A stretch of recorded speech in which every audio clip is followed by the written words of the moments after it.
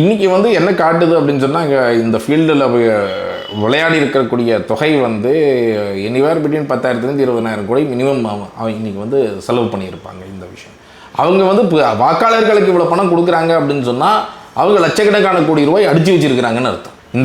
இந்த கடந்த தேர்தலுக்கு இந்த தேர்தலுக்கு இவ்வளோ பெரிய வித்தியாசம் வந்திருக்குன்னா கடந்த 5 ஆண்டுகளில் இவங்க அடித்த தொகை பயங்கரமாக அடிச்சிருக்கிறாங்க அப்படிங்கிறது தான் இது காண்பிக்குது.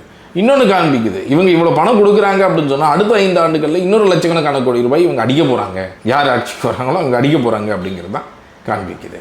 அப்போது இதை வந்து நம்ம வந்து இது என்ன பண்ணுவோம்? இப்போ கரண்ட் பில் ஏறி போச்சு, நாங்கள் ஃபீல்டுக்கு போகிறோம், நாங்கள் இந்த ஓட்டு விற்பனைகளை பிரச்சாரம் போகும்போது மக்கள் ஒவ்வொருத்தரும் எங்கள்கிட்ட சொன்னேன், சார் எங்களுக்கு ஓட்டுக்கு பணம் வேணாம், எங்களுக்கு கரண்ட் பில்லை குறைக்க சொல்லுங்கள், ப்ராப்பர்ட்டி டேக்ஸை ப்ராப்பர்ட்டி டேக்ஸ் கண்ணாமனாலும் ஏற்றிட்டாங்க, விலைவாசி கண்ணாமனாலும் ஏறி போச்சு, எங்கே போனாலும் விலைவாசி பற்றி தான் பேசுகிறாங்க. நான் வந்து இங்கே சென்னையில் பார்க்குறேன், கிராமத்தில் பார்க்குறேன், எல்லா இடங்கள்லையும் மக்கள் பேசுகிறது விலைவாசி பிரச்சனை.